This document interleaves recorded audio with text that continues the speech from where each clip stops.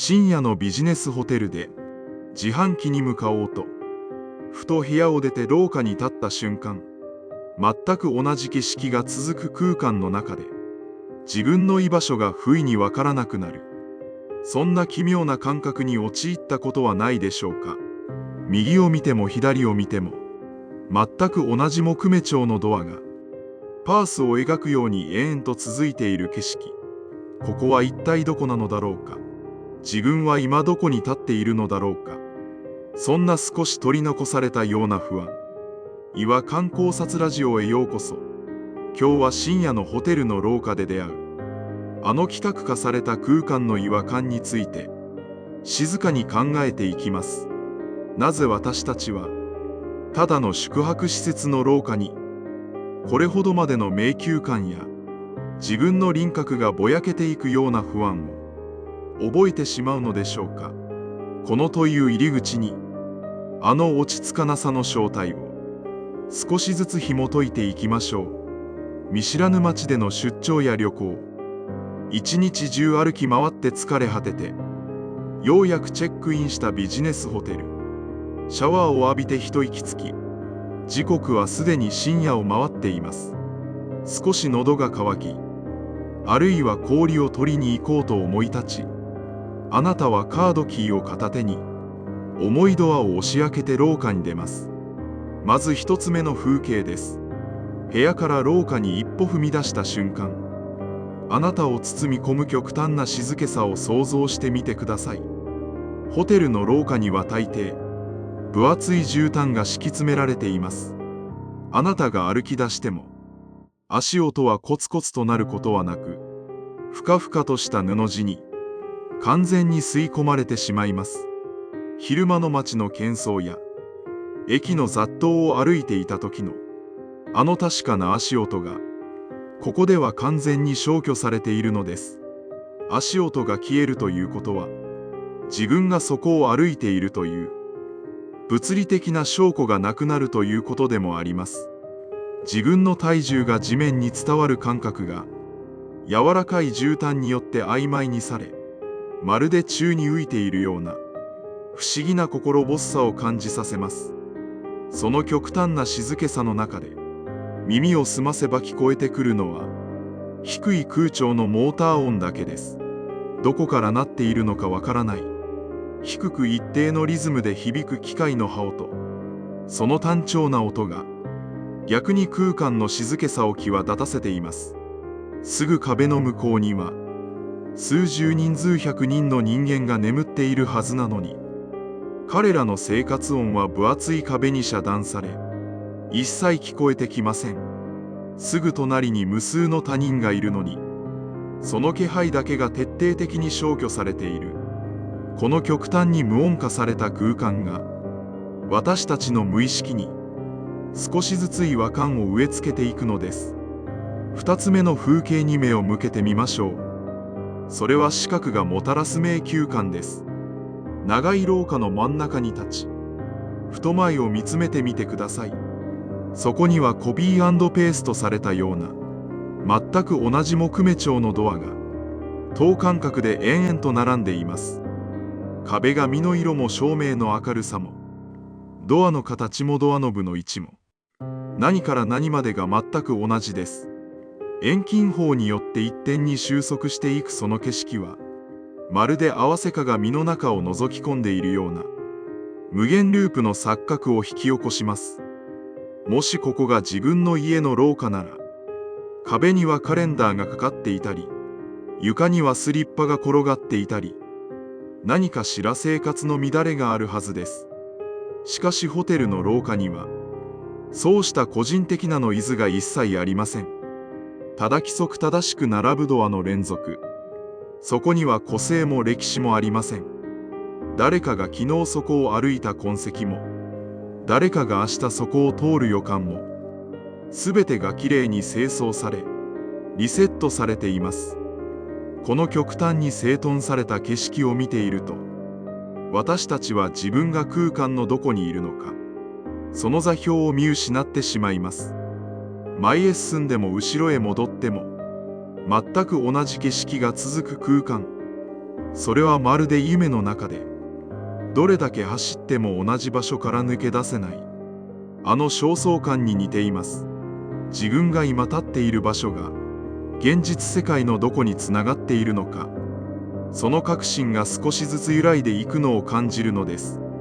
そして3つ目の風景。それは人間の存在を数字だけで示す、ドアの横の小さなプレートです。全く同じドアが並ぶ中で、唯一それぞれの部屋を区別しているのは、数字の羅列だけです。そこには表札のような名前はありません。どんな職業の人が泊まっているのか、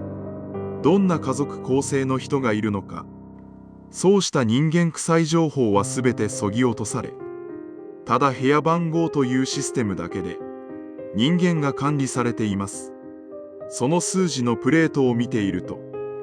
ある種の冷たさがこみ上げてきます。今そのドアの向こう側で眠っている誰かも、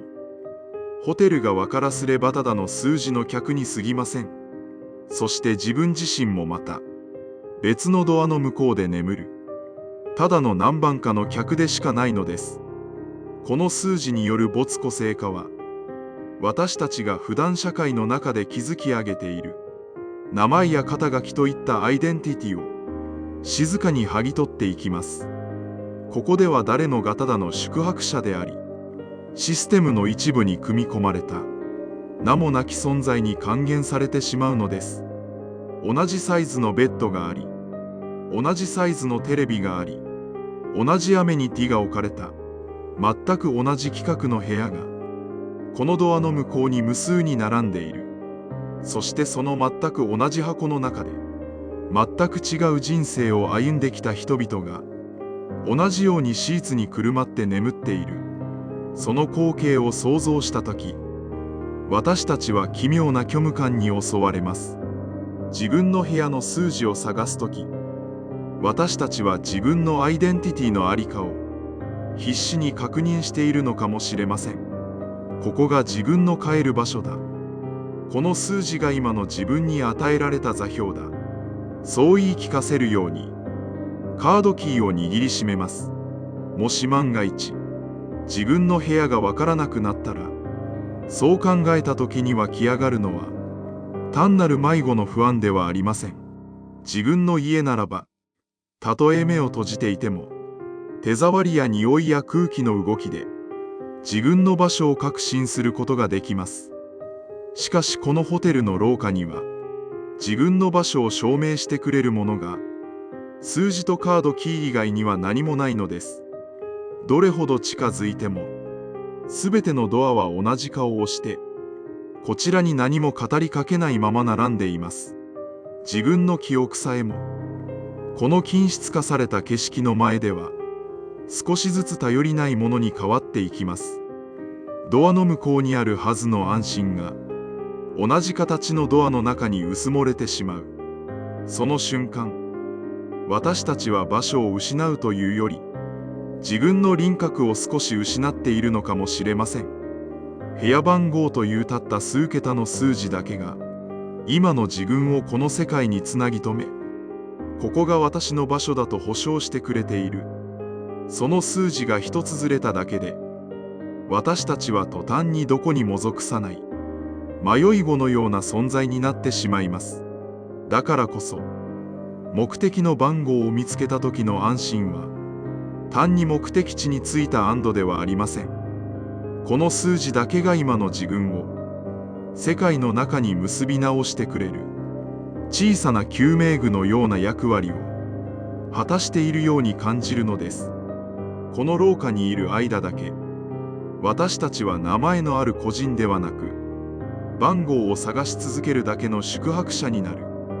それは自分の部屋という箱に戻るまで続く静かな漂流の時間なのかもしれません。ここまで3つの風景を見てきました。足音を吸い込む以上な静けさ、無限に続くような同じドアの連続、そして人間を数字だけで管理する冷たさ。これらに共通している違和感の核とは一体何なのでしょうか。それを言語化するならば、人間を効率よく収容するために作られた規格化された箱への本能的な落ち着かなさだと言えます。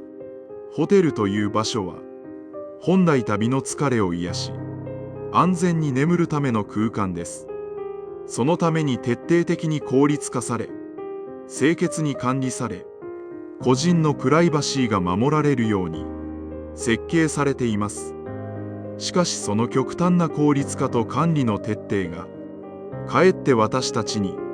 自分という人間の存在の不確かさを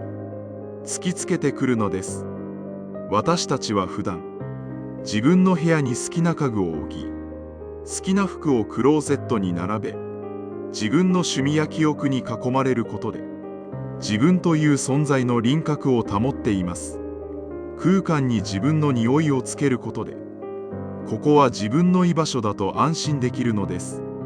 しかしホテルの廊下という空間は、そうした個人の匂いを徹底的に排除しています。誰の匂いもしない。誰の記憶も残っていない。ただ人間を収納するための機能だけがむき出しになっている空間。そこを一人で歩いているとき、私たちはシステムの中に放り出された孤独な部品のように感じてしまいます。自分がいなくても、この空間は全く同じように存在し続け、明日になればまた別の誰かが、全く同じようにその数字の部屋に収容される。自分がかけがえのない個人ではなく、いつでも交換可能な存在であるという、静かで冷たい事実。それが規格化された箱の正体なのです。この違和感は、現代社会そのものが抱えている、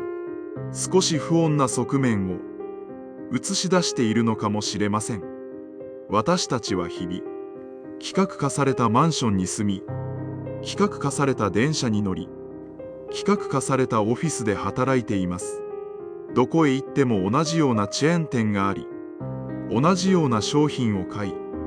同じようなサービスを受けています。ホテルの廊下で感じる没個性的な不安は、均質化された現代社会の中で、自分がうずもれてしまうことへの不安と、どこかでつながっているのかもしれません。全く同じドアの連続は、私たちの日常にもある、コピーされたような空間の連なりを、静かに思い出させるのです。そしてその問いは、深夜という人間の活動が停止する時間に、最も強く私たちの心に響きます。太陽が沈み、街のネオンも消え、人々が眠りについた静寂の中で、システムだけが音もなく稼働し続けている。その中にたった一人で立たされた時、